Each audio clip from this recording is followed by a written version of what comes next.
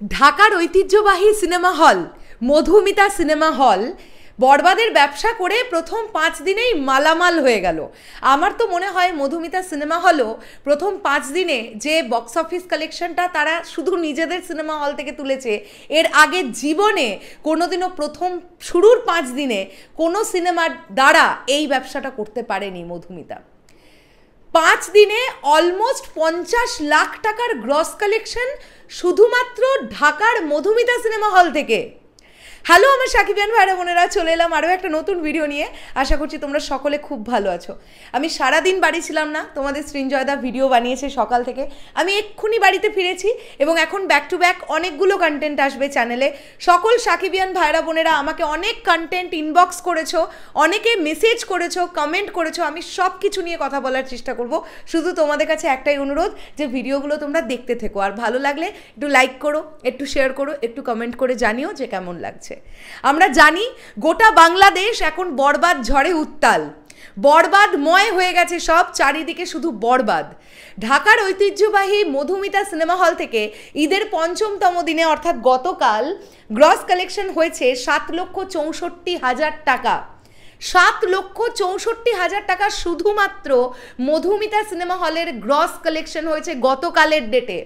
আর যদি টোটালটা আমরা দেখি তাহলে দেখতে পাচ্ছি 43,40,000 টাকা প্রথম 5 দিনে শুধু গ্রস সেল করেছে ঢাকার ঐতিহ্যবাহী মধুমিতা সিনেমা হল। 43,40,000 ফিল করতে পারছো তোমরা?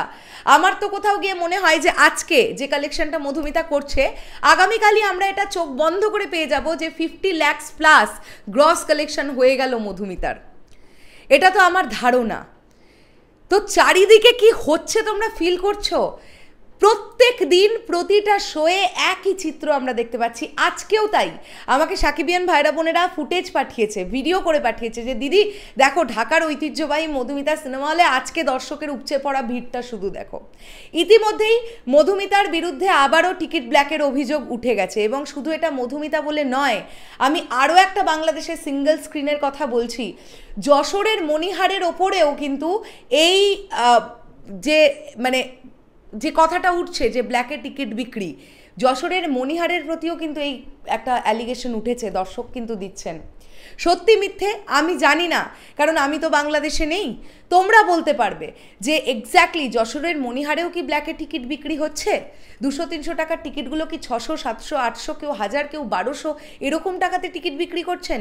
যদি এটা তোমাদের জানা মতে থাকে তাহলে অবশ্যই সেটা কমেন্ট করে কিন্তু জানাও। কিন্তু এই এত কিছুর পরেও অনেকেই বলেছিলেন নাকি মধুমিতা সিনেমা হলের এখনও কোয়ালিটি খুব ভালো নয়, আহামরি নয়, তাও কেন দর্শক এত মধুমিতাতে সিনেমা দেখতে যান? এর উত্তর আমার কাছেও নেই। দর্শক মধুমিতা সিনেমা হলকে ভালোবেসেই ঢাকার মধুমিতা সিনেমা হলে সিনেমা দেখতে যান, এটা তো প্রমাণিত।